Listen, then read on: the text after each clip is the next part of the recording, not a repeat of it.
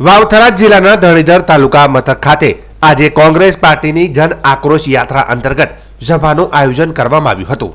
ગુજરાત પ્રદેશ કોંગ્રેસના પ્રમુખ અમિત ચાવડા સહિતના ટોચના નેતાઓ અને ડેલિગેશન દ્વારા પહેલા ધણીધર ભગવાનના દર્શન કરી સભા યોજી યાત્રાની શરૂઆત કરવામાં આવી હતી। જ્ઞાનીબેન ઠાકોરનો ભાજપને ખુલ્લો પડકાર આપતા કહ્યું કે કોંગ્રેસ સત્તા માટે નહીં, સેવા માટે સમર્પિત છે। ભાજપના નેતાઓ કહે છે કે અમે કોંગ્રેસને નેસ્ત નાબૂદ કરીશું, પરંતુ હું ધરણીધરના ધામથી એમને ચેલેન્જ આપું છું।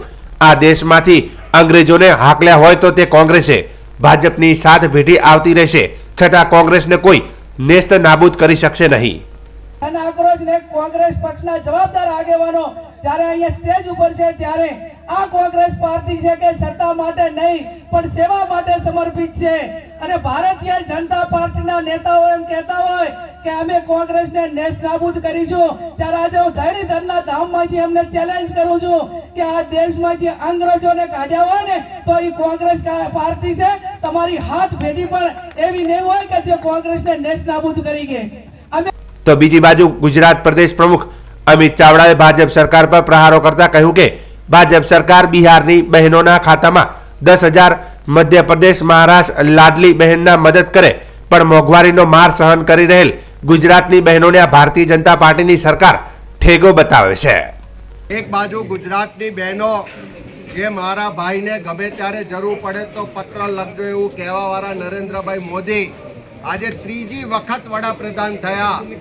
બિહારની બહેનોને એના ખાતામાં 10,000 રૂપિયા મળે છે। મધ્યપ્રદેશ હોય કે મહારાષ્ટ્ર હોય ત્યાં લાડલી બહેનોના નામે બહેનોને ભાજપની સરકાર મદદ કરે છે, પણ મોંઘવારીનો માર સહન કરી રહેલી ગુજરાતની બહેનોને આ ભારતીય જનતા પાર્ટીની સરકાર ખાલી ઠીંગો બતાવે છે। આ કાર્યક્રમમાં પ્રદેશ પ્રમુખ અમિત ચાવડા, વિરોધ પક્ષના નેતા તુષાર ચૌધરી, સુભાષિનીબેન યાદવ, શ્રીનિવાસજી, ધારાસભ્ય જિગ્નેશ મેવાણી, મુકુદ વાસનિક, સાંસદ જ્ઞાનીબેન ઠાકોર, જિલ્લા પ્રમુખ ગુલાબસિંહ રાજપૂત, પૂર્વ ધારાસભ્ય શિવાભાઈ ભુરિયા તેમજ વાવ, ભાભર, સુઈગામ અને ધણીધર તાલુકાના પ્રમુખો સહિત મોટી સંખ્યામાં કોંગ્રેસના કાર્યકર્તાઓ હાજર રહ્યા હતા।